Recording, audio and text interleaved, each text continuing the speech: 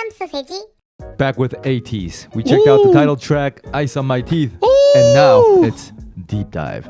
We've said it before. In your hearts. Like, we were looking forward to this album a lot, especially from the preview. And we got tracks that we are looking forward to the most. Like, we got our biased preview tracks. But as it was with Golden Hour Part 1, you never know. Like, the tracks could be completely different from the preview. So that's, like, you know, part of the fun. So we got Deep Dive. This is the first track. Thank you before we start, by the way, everyone who gave their thoughts on what Ice on My Teeth could mean in ATEEZ's context. Really fun reading through different people's different perspectives. The song is really, really growing on me. Oh, shit. Let's see it's still in my head. Like what Deep Dive is all since about. Day one. Check it out. Talk about it. 3, 2, 1. Click. What? Fade in. Oh. Yep. Yo, preview. Is this gonna work as a chorus or? I would never know. Oh, is that Songhwa?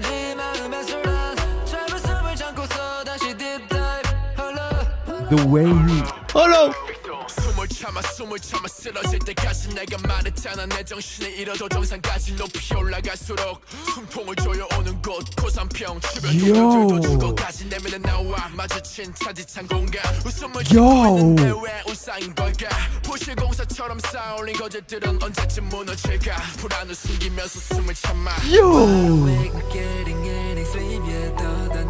Man, someone nailing it. I love the progression here.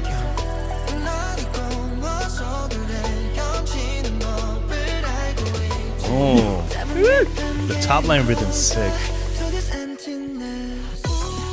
Oh, Okay, so it is chorus. Did you hear that? Hello.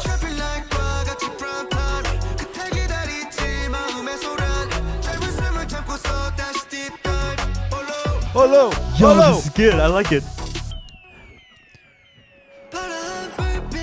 Ooh. Yo, Songhwa. Yo, you guys are sexy. Oh, Bars. oh, the top. Oh, I love the line.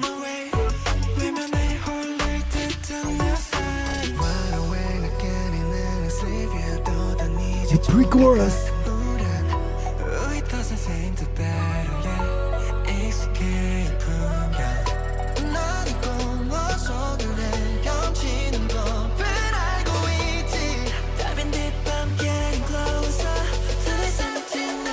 Wow.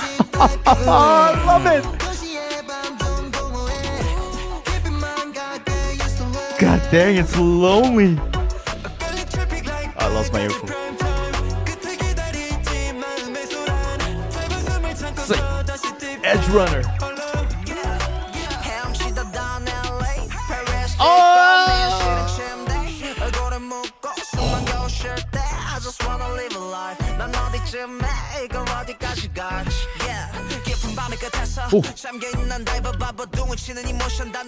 What is this?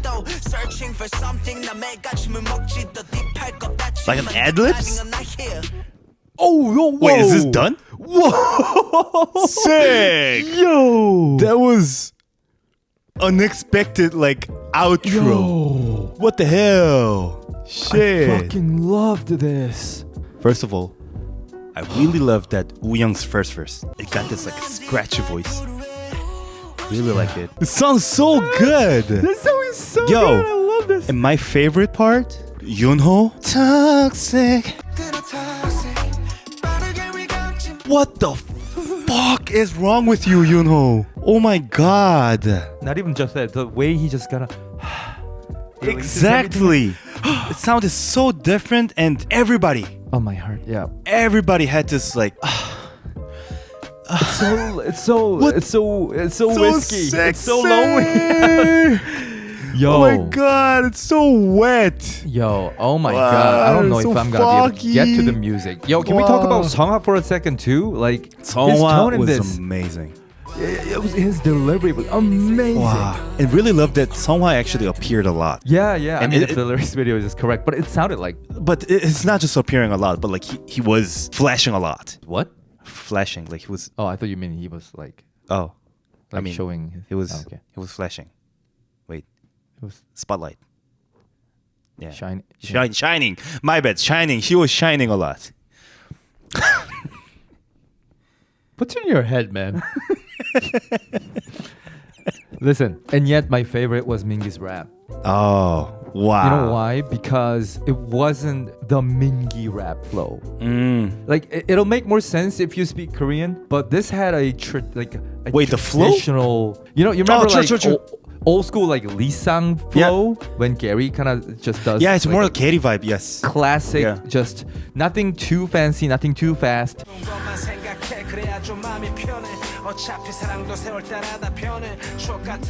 I never heard this from Mingi ever before. This is the first time for me, and it was amazing. Yeah. Now I listened back. Yes, it is true. You know what I mean, Yeah, right? it sounds more like a 2000 era of rap. But it was so good. Yeah. It's not like melodical rap. It was just like pure rap-ish. Really loved it. Yeah. And Especially, really like the fix song. It wasn't like fix song. It's just like fix song.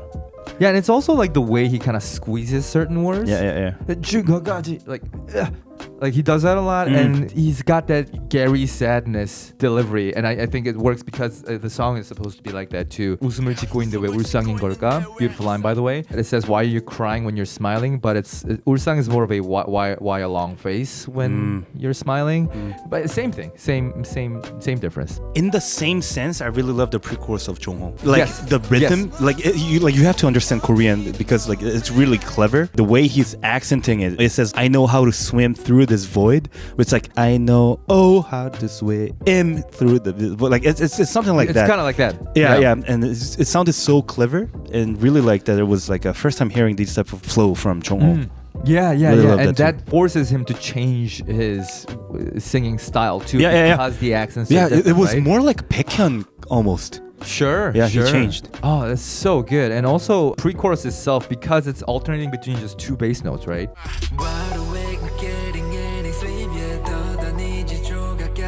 What's clever about that is we got Songhwa and then San and then Jongho as part of the pre-chorus group, and each member does something different. So when Songhwa started, I was expecting the chord progression to go in a very dark way, but it didn't. It just went back to E, and then San takes over, and then Jongho does it, and now it seems like it's supposed to go to somewhere that is brighter.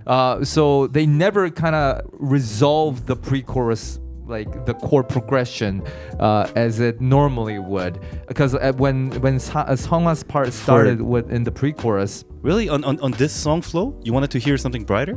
Yeah. Okay. Let me explain. When Songhwa sang his line, the pre-chorus, with those two bass notes, it sort of reminded me of something that I know I can't name right now. So I was I really like that, whatever it is in my head, and so I was like, oh, is this where it's going? But then it just returned and went to San's part, and then when it went to Jongho's part, it had a more of a R&B type of twist to it, and I think that's why I was expecting it to be less dark than Songhwa's part. Maybe that's a better way to put it than saying bright.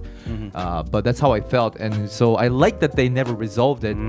I think for my case, because I was thinking it more as a Trey Songz or Bryson Tiller type of vibe of the pre-chorus, so I was actually just straight up keep thinking about in minor and like the whole thing a bit darker in sexy way.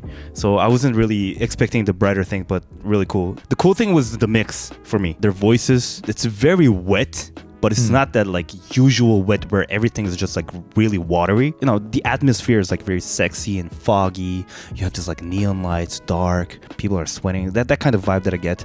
But the reverb, actually, it's not like you are in this like big room. It's like very long type of thing. It's more like you have a small room, but the wetness is long. It's very technical stuff. Like I can't really explain this, but how reverb works is that you have the space and also you have the release length, the dryness and the wetness. So whereas dryness is like your actual material, the main source, and the wetness is the actual effect. This just feels like almost like max the wet part. A lot of reverb, but technically it's not like long reverb. that you feel. Right. Yeah. And it's not like cathedral, you know? No. Give me more. Give me more. Give me more. It's surprising that we actually didn't bring this up when listening to the preview, because the first thing I thought too when this music started was like, whoa, the vocal, what? The reverb. That is true. That Like, is true. how did we not? Because the music's so fire, and really love the ratchet genre of it. And It's you know, it very works simple. with the deep dive as well. Yeah, it's very deep. Yeah. Yeah. And dive. Yeah, deep dive. And deep dive into this like dark city, alone, lonely. Everything is just so like almost hopeless. And I like when ATEEZ is hopeless. That sounds really wrong, but Feels more into that atmosphere of the previous yeah. albums. And I think that's why, including the pre-chorus talk and everything that we did, I felt like every member is doing their own. It's not like they're not together. They got their own story, and they're all like a different character. It's like a universe with different character as like different protagonists, and they're not really meeting together. It's just like different stories. I don't know. I really liked it. Oh my god, I'm just. This is so good. I don't know if it is again, but like at 1 minute, sexy. I'm just. Oh my let me see. god, I'm just. Oh, I just can't get rid of And I love, oh my god, I love the like when the chorus enters for the first time, except for the intro, and they add the boing sound. It's perfect because they start with the chorus. So after the very strong verse and the the rap and everything, right, pre-chorus, you're like, oh, but we know the chorus. But no, you don't, because when they add that synth bass, it changes everything completely.